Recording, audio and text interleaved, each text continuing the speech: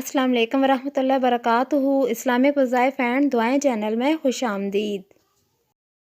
आज मैं आपको बताऊंगी किसी को मग़लूब करने के लिए वजीफ़ा।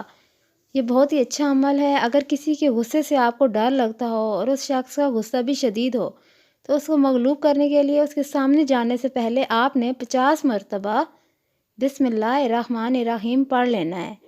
तो अल्लाह ताला उसको मग़लूब करके पढ़ने वाले को उस पर गालिब कर देंगे। इसी तरह अगर आपका अफसर या कोई भी हाकिम जो सख्त मिजाज हो और आपको उसके गुस्से से डर लगता हो, तो आप उसके सामने जाने से पहले 50 मरतबा बिस्मिल्लाहिर्रहमानिर्रहीम पढ़ लें। आप इंशाअल्लाह उसके गुस्से से महफूज रहेंगे।